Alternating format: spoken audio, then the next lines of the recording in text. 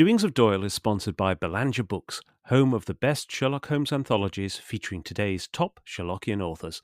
Belanger Books is the only authorised publisher of Solar Pond's mysteries, continuing the Sherlock Holmes legacy into the 21st century. Visit them today at belangerbooks.com.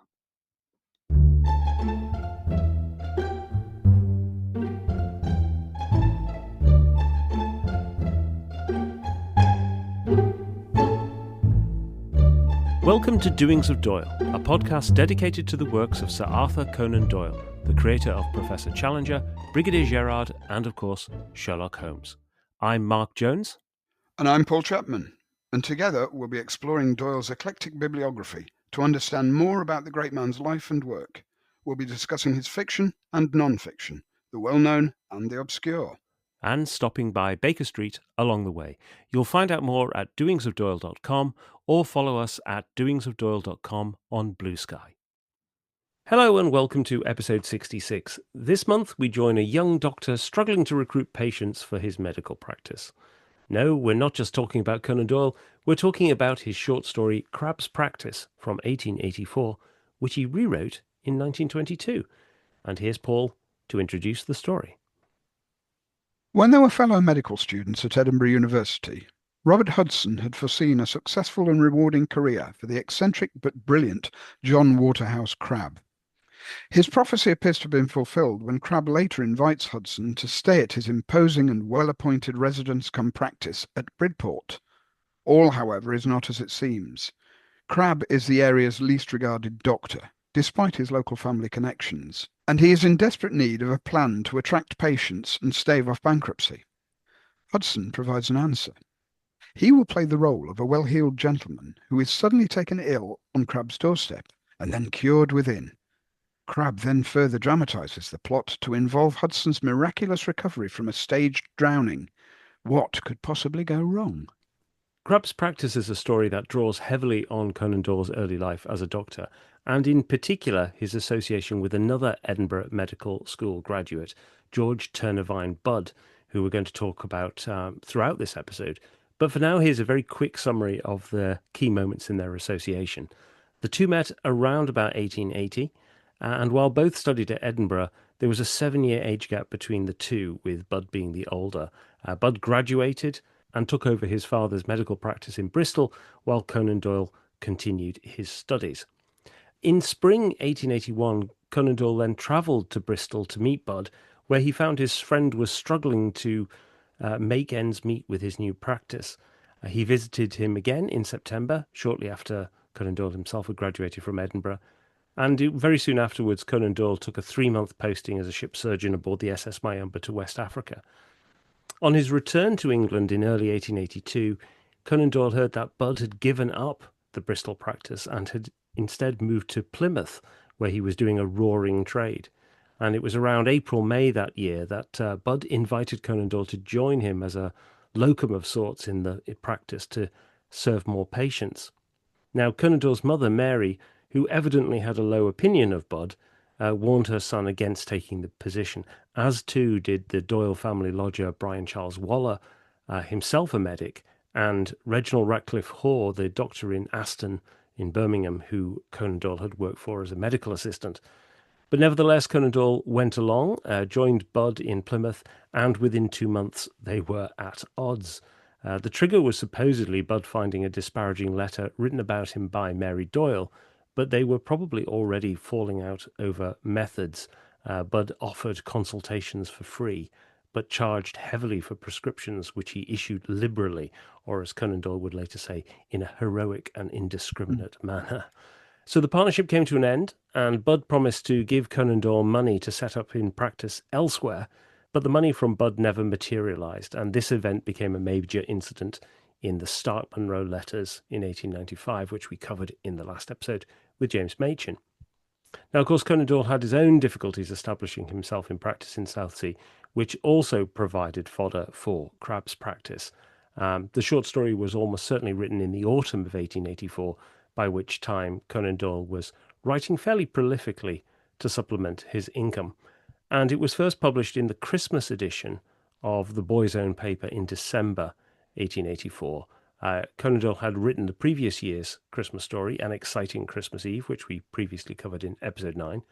And he would go on to write the next 2 Christmas annuals for the Boy's Own Paper, contributing The Fate of the Evangeline in 1885 and A Literary Mosaic in 1886, which we covered back in episode 35.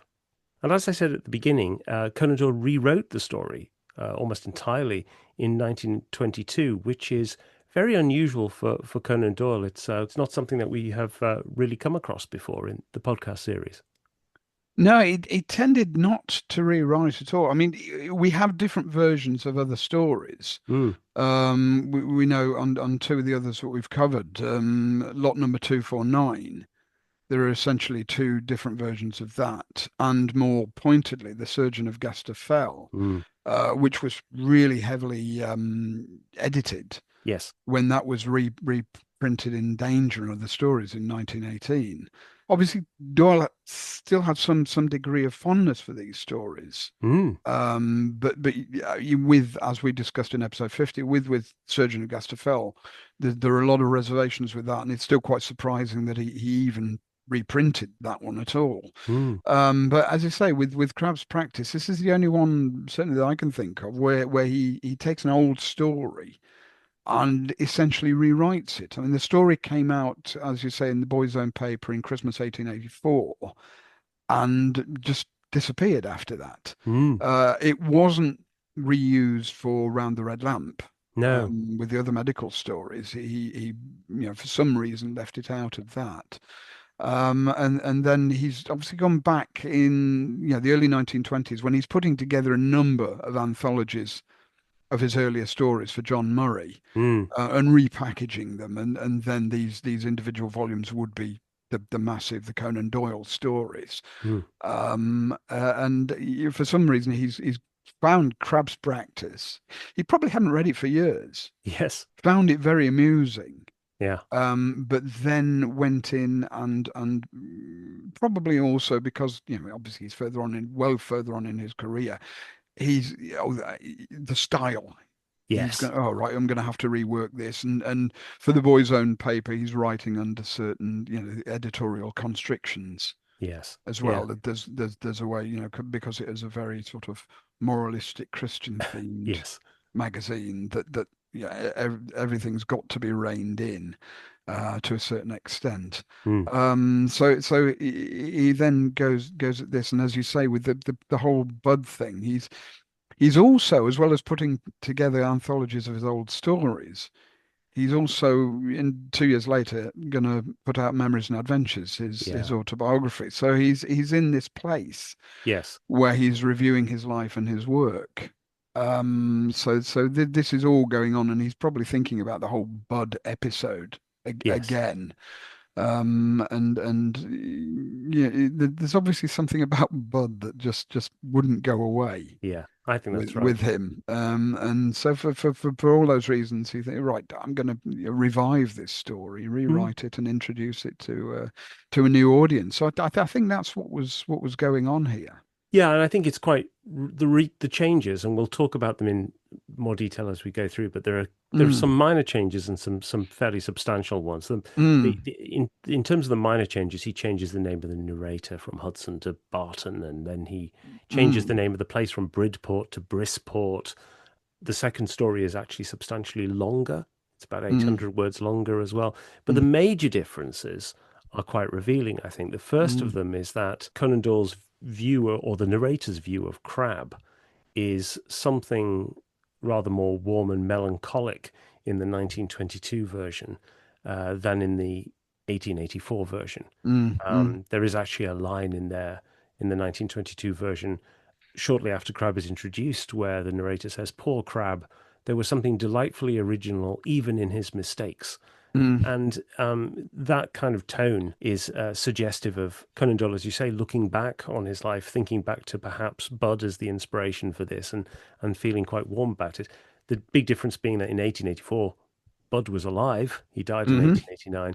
In 1922, he'd been dead for a long time.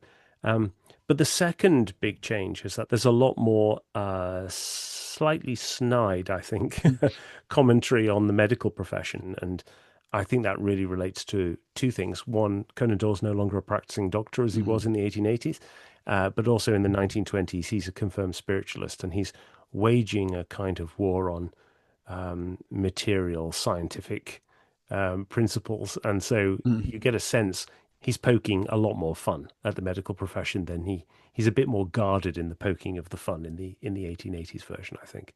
No, definitely that does come across there, and he's also, as you say, with the spiritualism thing, with the poking fun at the scientific papers, Mm, and how to get in the scientific papers and these lauded journals, and yes. and he's having a lot of fun with that, and he'll have memories again of his own, writings for the Lancet, and knows that Bud too. They would both in their way have a bit of cheeky fun Oh yeah. as youngsters, as young doctors, with that.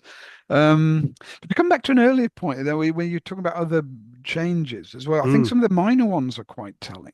mm, You've got with I mean, again, it's Doyle and names. The main character in the original version is Robert Hudson. Hudson. There's a name to conjure with Conan Doyle.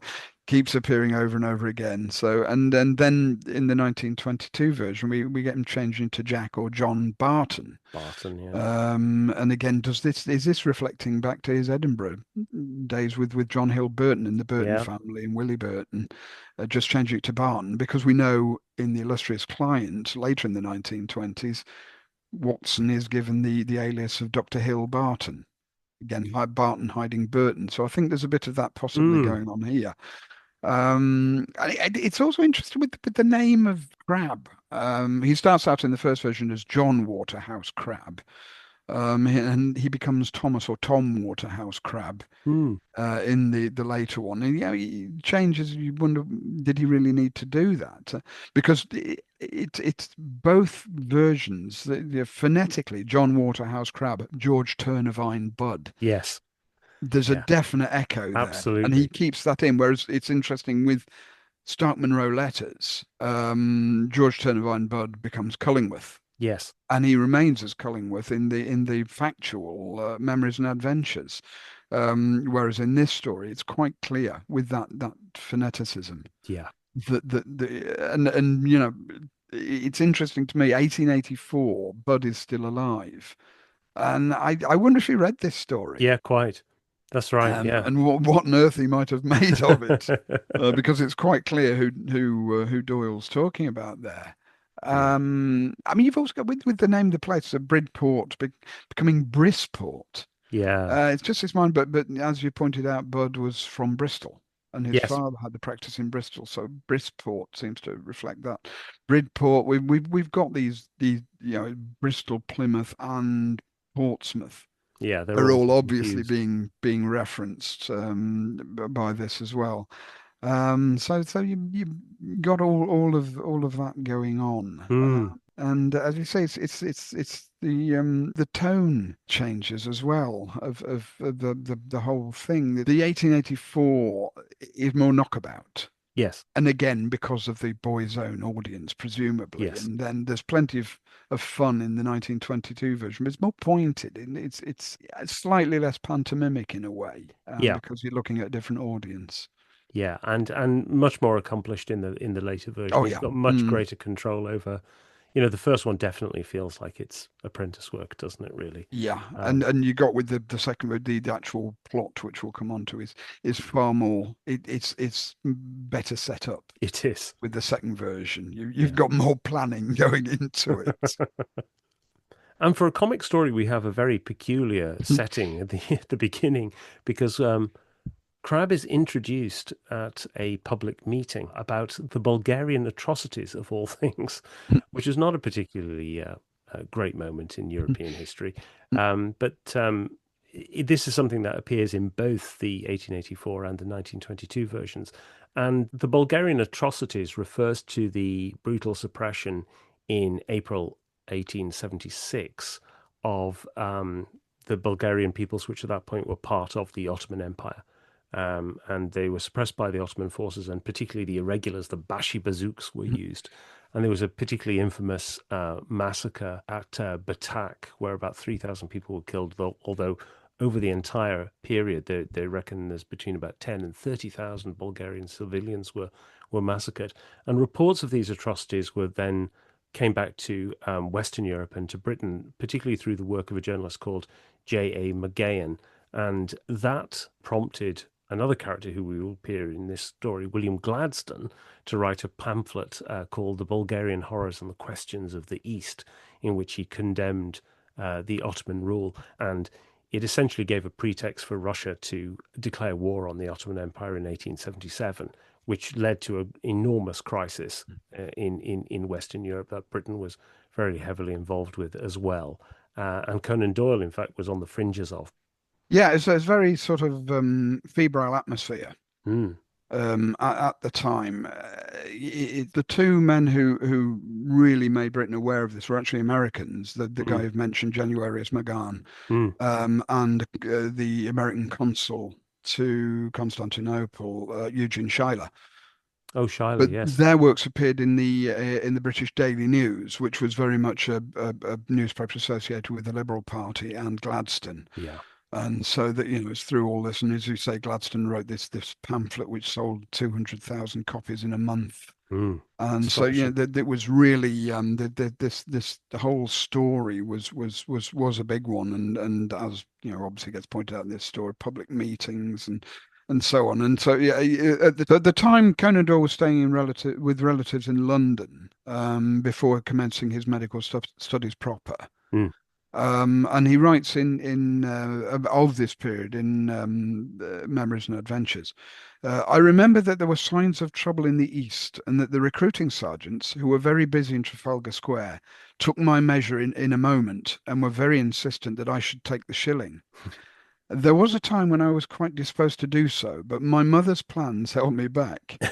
I may say that late in the same year, I did volunteer as a dresser for the English ambulances sent to Turkey for the Russian war, Mm. and was on the Red Cross list, but the collapse of the Turks prevented my going out. Yeah. So it actually signed up. Mm. Um, I mean, we've got this collapse of the Turks prevented my going out. His mother might have had something to say behind the scenes as well, Quite. possibly if she knew what he was up to. But yeah, this was all very very much in the air, and how we were in England. There's this, or I should say Britain, because as is pointed out, great Yeah. meetings in Scotland Mm. on this issue as well. Um, but the whole thing almost became subsumed with the subsequent Russo-Turkish War, Mm. which you've mentioned. When British public opinion, fickle As ever. as ever, went the other way Yes. as the Russians advanced towards Constantinople. There's a genuine fear in Britain that the of the Russians, if they took Constantinople, threatening British interests in the Mediterranean and the Balkan area.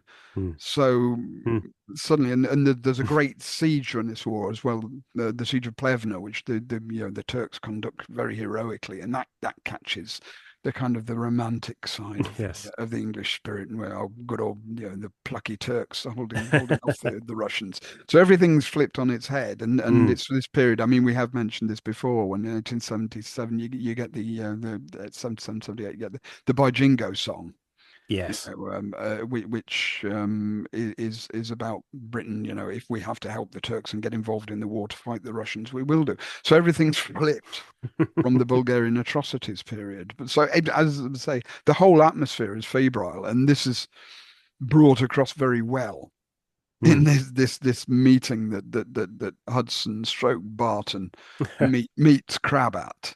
Yeah. And again, it is turned into one of these comic moments in Doyle's literature, which, as you've noticed, Mark, connects into what we talked about in The Lost World. Yeah, it does. Yeah, absolutely. I think this whole meeting at the beginning has the feeling of that, the same feeling as those meetings at the beginning and end of the Lost World with the Zoological Society and in the Albert Hall.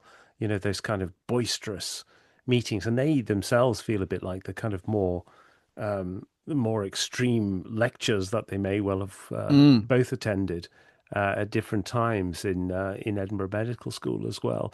It is interesting that if you look at the difference between the earlier and the later version, one of the big differences is that Crabbe manages to get out of this meeting by basically saying, "What did Gladstone say?" And in the second one, he actually asks it three times, which is a classic bit of the rule of three in writing, isn't it? Is that, if you do it three times, it becomes more funny, and it just shows he's slightly more accomplished with that. That whole thing works very well.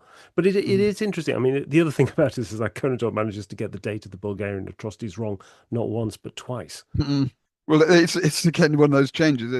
There's three what you would say minor changes in this. Yeah, You've got in the first version it's 1877, then it shifted to 1878 in the second version. In the first version we have Crabbe shouting, "What did Gladstone do in 66?" It becomes, "What did Gladstone do in 63?" that's right. in the Yes. second version. But we also have the Hudson Barton character changing his motives almost. In the first version, he stands at the back because he thinks he might want to get out. Yeah. Whereas in the second version, he's late to it, and Yes, that's why that's he's right. standing at the back. So all these little minor changes Yeah. are going on. What's happening with the date changes? I don't know why they're in it, but I think that's mm, just Conan Doyle's mm, problem with mm, chronology, as mm, reflected in Dr. Watson as well, of course. So after we're introduced to Crabbe and Hudson stroke Barton at the beginning of the story, the action then shifts to Bridport or mm, Brisport, which, mm, as you've mentioned, is a fusion of Southsea and Plymouth and Bristol and other places. And it's worth saying Brisport does also appear in another story. It appears in John Huxford's Hiatus, which we haven't covered. That's a story from 1888. mm, And there's we previously covered The Curse of Eve, in which there's a character called Dr. Miles who lives at Bridport Place. mm, So mm, these are names that have sort of stuck in his head. But as you said earlier, the kind of key here is that Crabbe has set up and is trying to make a great success of his father's practice. And like Crabbe, George Turnavine Budd came from a medical family. His father was William Budd of Bristol, who was a real pioneer in the field of typhoid and public health.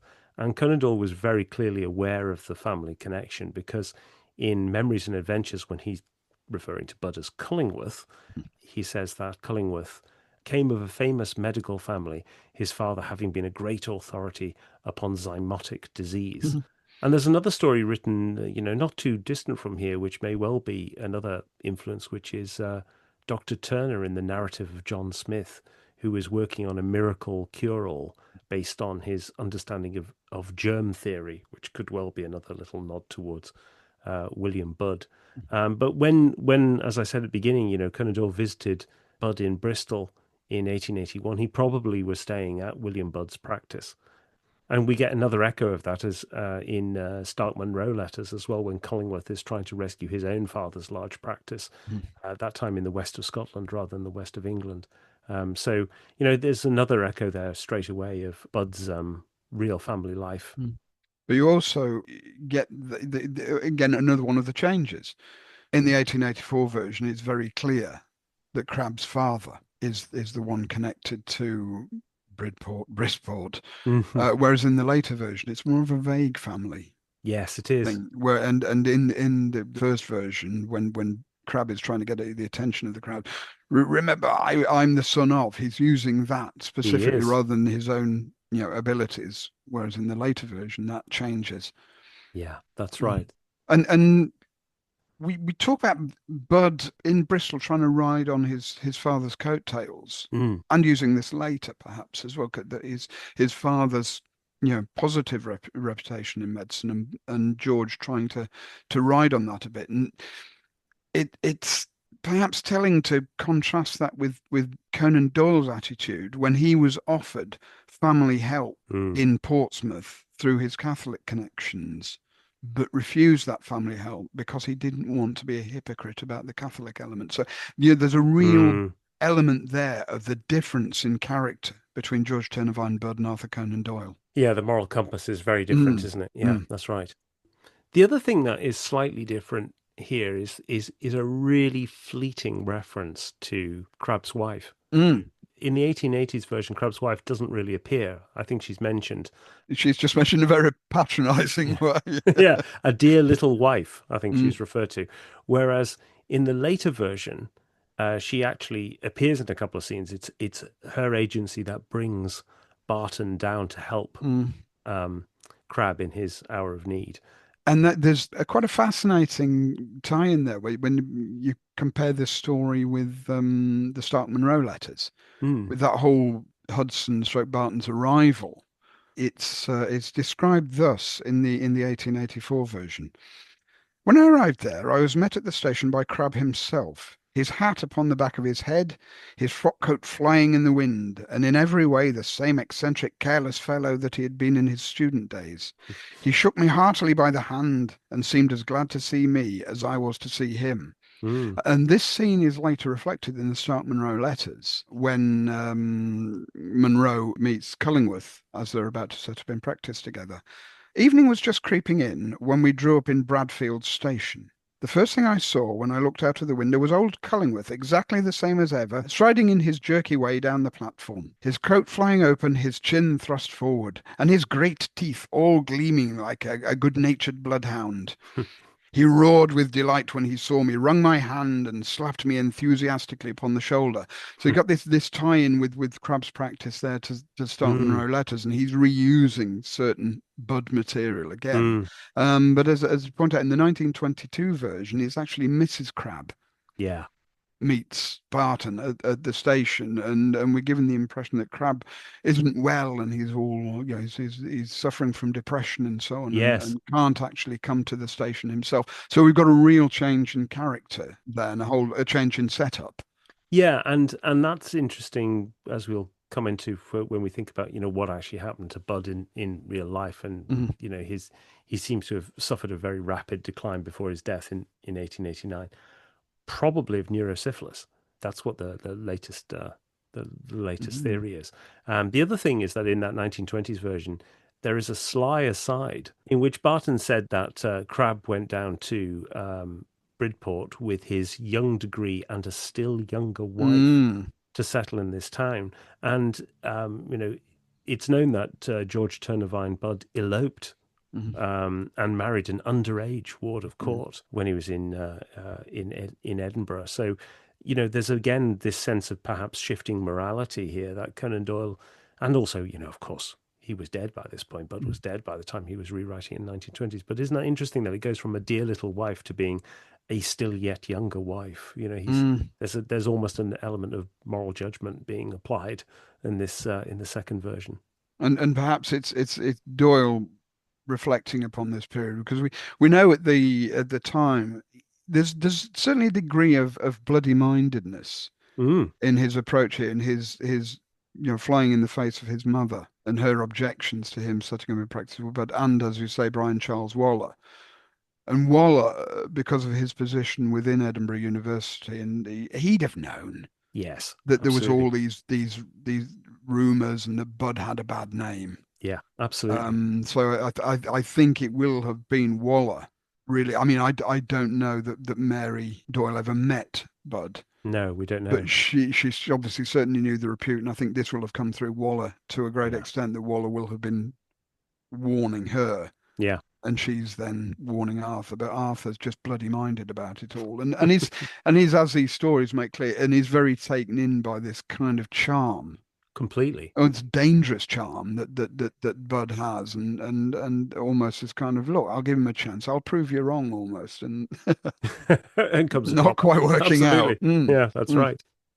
So having arrived in Bridport or Brisport to meet with Crabbe, um, the narrator then discovers that the real problem here is that Crabbe is struggling to get established in practice, and partly that's because of the amount of competition that there is locally, and particularly he's facing the competition of a chap called Dr. Maxwell, and it's here that actually you start to get some of those kind of overtly negative depictions of the medical profession. Crabbe describes Maxwell as a doctor who was ploughed twice for his final and was reckoned the stupidest man of his year, and yet he does all the practice about here.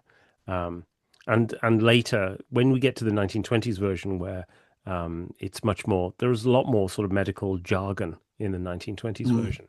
He says, our square Markham doesn't know the difference between locomotor ataxia and a hypodermic syringe, but he is known, so they flock into his surgery in a manner which is simply repulsive. So the narrator is then tasked with helping Crabbe come up with a an ingenious dodge to basically come up with new patients, raise his profile.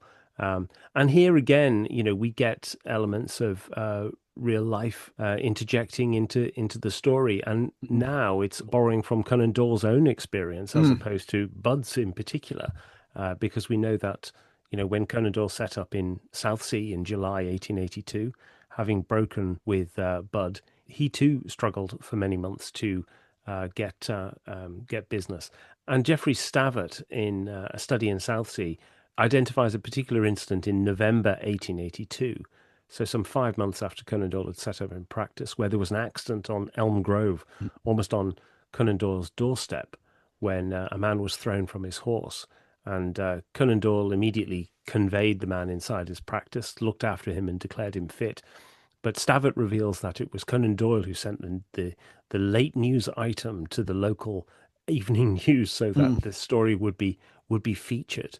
And such was the desperation to try and get publicity for a practice, particularly if you're setting out, because back in the 1880s, it was illegal for general practitioners to advertise for patients. It wasn't until after the Second World War that you get the NHS and the list system, which means that they don't have to advertise. But at this time, there's cutthroat competition, Mm. but nevertheless, you're not allowed to advertise.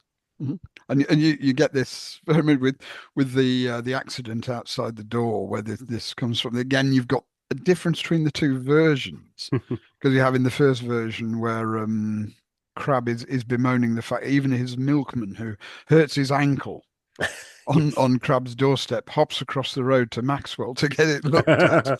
And then in this second version, you have all these kind of dodges where Crabbe is saying, I had a lovely slide outside my door in the winter, which I used to polish, but it didn't work. And then I thought of orange peel all over the path, but thought that wouldn't look good for a doctor. So again, you got all that sort of thing going on. I mean, you wonder with some of these dodges, what Doyle speaking from Well, experience. you do wonder.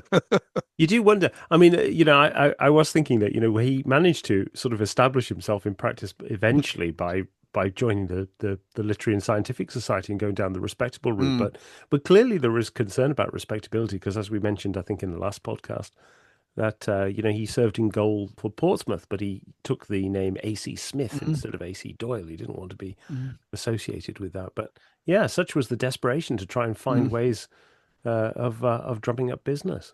And I think it also with the fact that you've got this story revived, and as I say, it's the 1922 version that has the bit about the slide and the orange peel in it.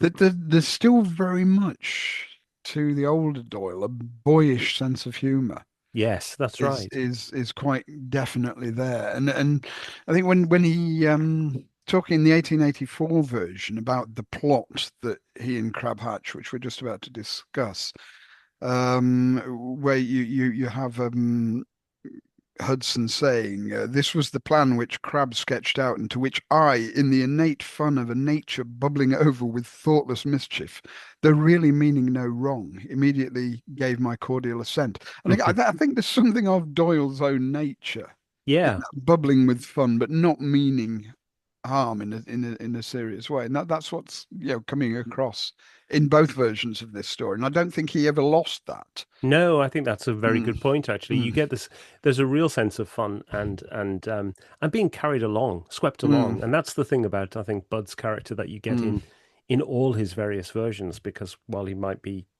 Cullingworth, as we know, and mm, Crabbe, he may also be injected into Challenger and a few other ones as well. He's got this boisterous, big, larger than life personality. mm, Um, the other bit I quite like at this point in the story is when in the early one, Hudson and Crabbe are musing on the solution, and they are observing the street outside mm, from the bow window, mm. and it reminded me of Holmes and Mycroft looking out of the Diogenes Club about to diagnose what the particular patient's walking past.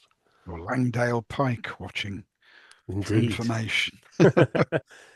And the other thing that happens at this point is that there's a little bit of a discussion about the door plate as well, I think, which reminded me of the fact that we have seen Conan Doyle's own door plate, haven't we? Mm. Because it was sold at the Christie's auction. It's in the Yes, catalogue. yeah. The one that he polished assiduously. Yes, indeed. Yeah. If I could make myself known, it would be all right, but no one seems to look at my door plate, and the place is overstocked with doctors. That's what Crabbe says. Is it in the second version? I think they believe I am a DD, a Yes. Doctor of Divinity. Yes, that's right. It's a good joke, isn't it? Mm, Yeah. And then we get to the actual discussion of what they're going to do to drum up business. And initially, I think the narrator throws out a suggestion, and it's Crabbe who decides he's going to improve on it. mm, This suggestion being that he could perhaps fake something, some illness somewhere, and mm, then Crabbe's imagination kicks in and he expands mm, it such that it mm, becomes ultimately a drowning, mm. um, which would involve, I think, originally his plan is to sort of, he asks if he can insert a small needle Yes. into the heart. I don't know that it's such a small one either. No, that's right. And the narrator says he's quite happy to be fitted up with brandy, Mm, but anything more than that is perhaps a bit beyond the mm, pale. There's also quite a funny moment in here where the narrator sort of says, "Oh, I can do a good line in epileptic fits. Which one would you like?" But it's quite it's. I think this helps us with the dating of the original mm, story because in October 1884, the future Mrs. Conan Doyle, Louise Hawkins, arrived in Southsea with her mother and with her brother John Hawkins, who suffered from epilepsy, mm, and in fact he died of cerebral meningitis in March 1885. So it's highly unlikely that Conan Doyle would be writing a story mm, with treating epilepsy quite so flippantly. But it mm, is worth saying that, of course, his father suffered from epilepsy as well, suffered mm, from epileptic fits. So, mm. there is he certainly had experience of them and beyond his medical training. Mm. I think there's also one point when they're talking about what to fake as well. I can't remember which version where they talk about faking narcolepsy, which takes Oh, us right. straight to the resident patient. Yeah, of course. Yes, Mm. that's right. Yeah, so these two between them cook up this crazy plot to fake a drowning or a near drowning, and for Crabbe to restore his friend miraculously to life. And you've got it is differently portrayed in the variant versions, and Mm, it's certainly more sophisticated with the 1922 version because you don't get much of the detail of the setting up with the 1884. no. But in 1922, the two conspirators really they think this thing out fully. They put Barton into a separate hotel to make sure Yes. he's not seen staying with Crabbe. And it's all thought through properly, and they do not acknowledge each other in the street, Mm, all that kind of, and it's actually the lead up to it is very is very well done in yeah. the 1922 version, and it becomes, even though it's a far-fetched story, it becomes a bit more believable. Yes, And it this does. is, as you said, this is Doyle, the writer, thinking this through, and also this is a different, more adult audience he's looking at here than the Boy's Own Paper. Yeah, he is. Mm, And he also has, I think, Crabbe builds his part much more in the 1920s version. You mm, get more or less the same treatment meted out by Crabbe in both versions, but it's obviously better done in the 1920s version. mm, I quite liked the fact that in both cases you get the corpses drinking brandy, mm, but you get again more sort of medical jargon thrown in as though the medics are inherently mm, untrustworthy. In the 1920s version, it's merely an instance of a mm, reflex automatic action, mm. said Tom. My good woman, any corpse will drink brandy if you only apply it to the glossopharyngeal tract. Stand aside and we will proceed to try Marshall Hall's method of Yes. resuscitation. And that stays in both versions. It Marshall does. Hall It joke, does. using a legal name instead of a famous lawyer rather than a famous doctor, which again is it enters into almost there's a real element of the class system in this story as well, because even from the plot setup where Hudson Barton goes to the boatman Mm. for a kind of little pleasure row round around the port, and he's he's doffing his cap, Your Honor, Your Honor. Yes. It's very much that Crabbe and Barton stroke Hudson, they're portrayed as very kind of these are gentlemen, Yes, that's true. and they're gentlemen by their appearance, so they're obviously both wearing the professional. I mean, I think at one point in the second one, as Barton passes Crabbe, as they're about to set up the plot, he talks of Crabbe wearing a professional hat, which presumably is the top hat. Yeah. So that they're both dressed up as toffs, as it were. And this is the way it's reacted. This is, I think, also to a modern audience, maybe not so obvious, but it would be obvious to the original readers that this is set up. The crowd gathers because this is a kind of a toff has Yes. fallen in the water, Yeah, that's right. and so there's kind of that greater air of drama and almost that greater air of interest Yes. in the victim, Yeah. as it were. And then I mean, it's all very patronizing the way that the crowd are depicted. Yes. But it is quite a strong element in the story Yeah, I think that's a at this fair point. I think that's a fair point. Yes, I hadn't really appreciated that.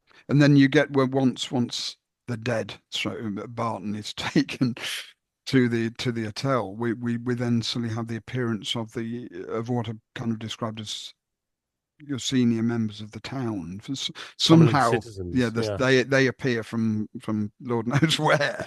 Yes. But it's also I can't remember if this is in both versions, but there's 12 of them, There are 12. and That's right. it's almost like an inquest is already getting in Yes, place. that's right. Just to add to the fact that they think this is a dying or dead man, and Yes. that number is chosen very very specifically. Yeah. Yeah, Mm. that's right. Mm. So poor old Barton or Hudson is brought into the hotel and subjected to all manner of manipulations, and the brandy is the least of the problems Mm. really, until Crabbe then decides to bring out his master weapon here, which Mm. is the galvanic battery, Mm. which immediately, the whole idea of resuscitation with a galvanic battery, I think, puts you in mind of Frankenstein immediately. I Mm. think that's the most obvious thing, but Mm. And it's also the image you have if you've got the Frankenstein thing, and almost also the kind of quack medicine, yeah, quacks, and absolutely. the way that this sort of thing was used and abused Yeah. in this era, and it was supposed to be the miracle cure, or the kind of electric shock therapy Mm, and so on, that these things were used for. But the origins go back the 18th century with mm, Luigi Galvani. I think was the real pioneer, the man who put electricity into frogs' legs, yes. and oh, isn't this amazing? And then his nephew, is it Giovanni Aldini, really, who was as much a showman as a natural scientist, a natural Yes. philosopher, as it were. Almost went touring with these and put on shows in London, with showing the how amazing the galvanic battery was, and he actually was one of his most famous stunts was in January 1803. When he was given the corpse of an executed murderer, George Foster, I think it was, to show a public demonstration, and he thought he was going to be able to. Well, his idea was to bring Foster back to life on the table in front of an audience. And he applied the various parts of the battery, and the arm would jerk, and one of his eyes opened. Yeah. I mean, there's a story of one of the kind of guardians of the room where this took place, going home and dying of shock from what he'd seen at this. But yeah, the various movements were made, but the body did not come back to life. And this is supposed to be one of the incidents that helped to inspire Mary Shelley Mary Shelley. and Yeah. Frankenstein. Although in the book there's no mention of Frankenstein bringing the creature to life with electricity. That all comes in with the films. Yeah. And you know, Mm, you're talking about quack medicine there as well. We said earlier that one of the phrases Conan Doyle used to describe Bud was half genius, half quack. mm, And you know, you very much get this sense of performance that comes out of this whole episode. I mean, that's the mm, fascinating thing about Victorian medicine, isn't it? Is that it was as much a kind of almost like a parlor entertainment or stage entertainment as well. You think mm, about the history of mesmerism and hypnotism; it's all very much on that same kind of line, and the idea that you would be, you know, putting electricity through people and seeing what mm. happens. Conan Doyle plays with this himself, doesn't he, in the Los Amigos fiasco Oh, as well absolutely, early on, yes. but a Yeah, yeah. different play on it. Mm, mm, But it's obviously something that he's interested in. mm. And like I say, with the showman element of medicine at this time, I mean, even with the lecture Yeah, theatres, the way that they're set out there, it is put on, and we know his own lecturers. I mean, Joe Bell was a performer, yeah, very much so, with doing his observations and treating it almost as a theatrical show. yeah. So Doyle's seen him in action, the more responsible, as it were, and then he's seen Bud, who really definitely was almost as much showbiz as he was medicine, Mm, in the way he did perform. mm, So you're getting all that is coming into this story, yes. and Crabbe is he's obviously at home with an audience and is enjoying himself through this whole procedure. Very, very much so, very much Mm, so. mm, And also, I think I did have a look at the newspapers around 1881 too, when Conan Doyle was associating with Budd in mm, practice to see if there was much in the papers about galvanic batteries and things. And you do see quite a few adverts in there for kind of using them as home remedies, home mm, cures and mm, things. mm, There was a fascinating Punch cartoon mm, from 17th of September 1881 in which there was a mummy was resurrected mm, with with a galvanic battery. In this case, the mummy was depicting imperial protection, mm, and the galvanic battery was labeled free trade, mm, which is oddly enough a topic that Conan Doyle continued to be very interested in. mm, It's not only part of his 1900 election campaign in mm, Edinburgh Central, it's also the only time Sherlock Holmes ever expresses a political opinion. mm, In The Hound of the mm, Baskervilles is on the matter of free trade. mm. If Doyle did see that, Mm, that would connect in his mind with it. I mean, we've talked about the whole Frankenstein thing, and we know Doyle read Frankenstein and was familiar with that, which I think does feed into this story. But even more so, perhaps, is one of his other favourites, Edgar Allan Poe, mm, his 1845 story, Some Words with a Mummy, in which an Egyptian mummy is resurrected using the galvanic battery. mm, But the whole thing, it's one of Poe's less successful stories. I mean, the whole story, he calls the mummy Alla Mistachio. You could regard the whole story perhaps as Alla Mistachio, yeah, that's true. because it's neither funny nor interesting. Mhm. But I think that will have been, brought to Doyle's mind, but Yeah. by if he saw the cartoon, and also this whole incident in Crabbe's practice is spoofing Yes. that sort of that whole kind of element within horror fiction Yes. of bringing things back to life by the Mm. application of electricity. Hmm. And it's a wonderfully visual ending, isn't it? We often say Conan Doyle's a very visual writer. Mm, You can mm, read it and immediately get the picture. mm, And the wonderful one of Hudson or Barton jumping out of bed mm, as the electricity is applied. You mm. stupid ass, I roared. Isn't it enough to bang me and thump me on the stones without turning me into a lightning conductor? I think that's one of the few examples where I think the writing in the 1880s is slightly better than the 1920s. It's slightly more immediate, but it's very visual, and then it's followed up with a similarly farcical result. I think Mm, this is the 1920s one. My sudden resurrection had a wonderful effect upon the crowd. The landlady fainted. Two of the prominent citizens lost their equilibrium, and mm, rolling down upon the others, the whole 12, like a mm, pack of cards, went clattering down the stairs. The housemaid, who'd been dandling the baby out of the window and conversing with a friend below, was so startled that she nearly dropped the infant upon the head of her acquaintance. He's really going for it in this one.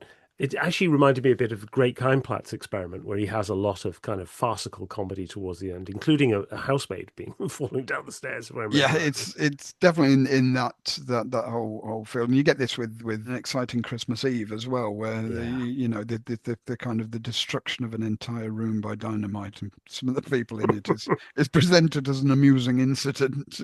Yes, it's Mm, very Warner Brothers Looney Tunes mm, cartoon mm, comedy, isn't it? mm. I mean, it's interesting that he writes this sort of slightly broader comic version in the 1920s. By that point in time, he was almost superseded in the Strand magazine by P.G. Wodehouse.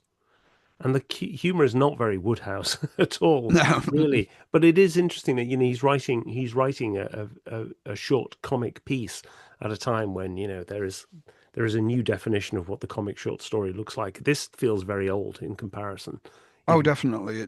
It's still very much it is still the same story as his 1884 version, but mm, just given more of a more sophisticated polish, perhaps. mm. And that then brings us to the conclusion of the Mm. story. And this is where there is a very significant Mm. difference between the two, because the 1880s ending is one that I think you said earlier, Paul, you're writing for a Christian audience.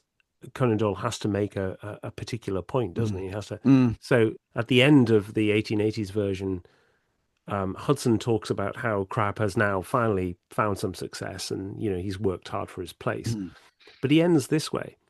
If he has any regret, it's because this trick that they pulled on the public, what now in his calmer moments he feels to have been an unjustifiable ruse, should have had anything to do with first making his merits known to a public with whom fashion was allowed to overshadow Mm. merit.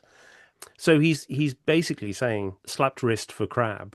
He did a naughty thing, but he's come good now. Whereas in the 1920s version, we have Mm.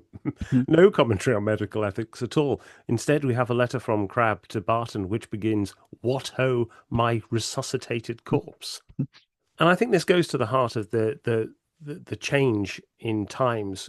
Conan Doyle in the 1920s is no longer a member of the medical profession.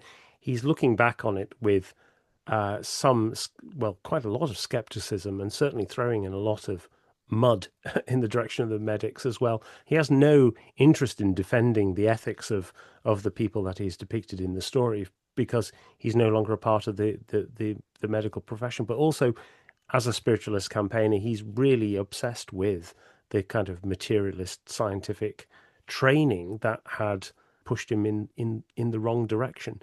So instead, you get this comic ending, Mm. which is much more overt about Crabbe succeeding in business, and in fact carrying on doing the same kind of Mm. unethical practices by implication.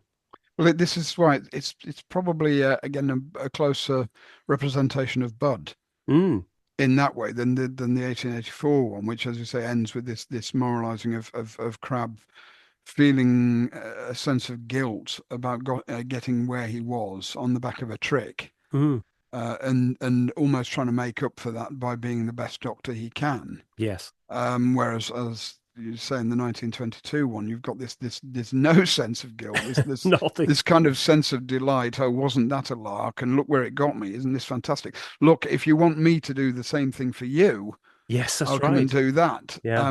But there's also the sense there that's all the thanks Mm. that Barton seems to get. He doesn't seem to get any payment, No.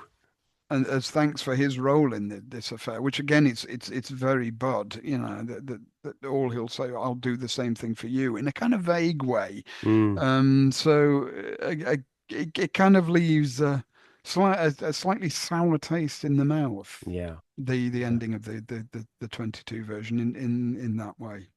That's a good point. Mm. I think, as we come to the end of the podcast, it's worth thinking about what the influence is of George Turnevine Budd on Conan Doyle more broadly, because I think, Mm. the fact that Budd appears so many times in Conan Doyle's writings Mm. in disguise in his autobiography, but also, here in two stories, the fact that this incident clearly appealed to him, Mm. and he wrote it so much so that he wrote it twice. The fact that some of these incidents then appear in the Starkman Row letters as well. Mm. I think you get a sense that even though the 1922 version has its elements of melancholy, he really enjoyed the personality of George Turner Budd for all his ills. And there is a fondness for him that I think comes through in both tellings, but perhaps with that slight touch of sadness in the 1920s. But there's definitely that looking back in that way, and by that time Bud was long dead, so Mm, he can, the poor Crabbe.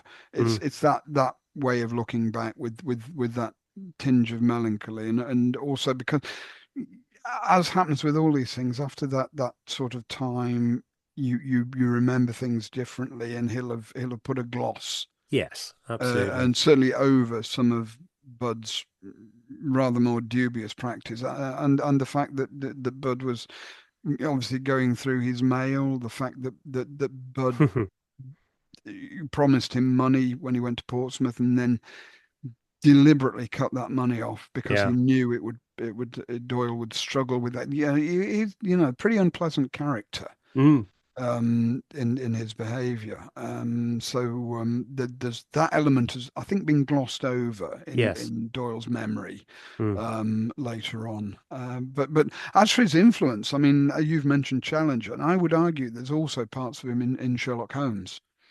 Sherlock yeah. Holmes's, odd behaviors, and the fact that he can be quite an unpleasant character at times, and turn on Yes. people who are supposed, he often turns on Watson and Yes. treats Watson in an unfair manner, and I think there's certain elements of Bud coming Yes. out in Sherlock Holmes every now and again. Yeah, and possibly in Watson. That's the other thing that people have Mm. said, of course, because Bud and Watson both played rugby for Blackheath. Mm. Um, and in fact, when I was looking into Bud's connection with Blackheath earlier, I Mm. spotted a story about Bud's brother Arthur, Mm. who became the captain of Blackheath in 1887-88, and a rather wonderful photograph of Arthur, Mm. which looks remarkably like John Watson. Mm. And Arthur actually went on to study medicine at Bart's. So Mm. you never know. Maybe there is an element of Bud or the Bud family appearing several times in different guises. Mm. Oh, Um, I think that's definitely got something to it. yeah, yeah. Mm. So that brings us to the end of this episode on Crabbe's Practice. If you'd like to read the show notes, you can find them at doingsofdoyle.com. And if you'd like to become a patron and supporter of the podcast, you can find out how to do so at the website as well. So, Paul, what are we looking at next month? Next month, a bit of a contrast actually, and we're right, literally at the end of Conan Doyle's career with this one. It's the probably the last story he wrote, and he goes back to his favoured Regency period for Mm, this, and it has the wonderful title, "The End of Devil Hawker." yeah, that's great. So, until then, it's goodbye from me. And goodbye from me. Goodbye.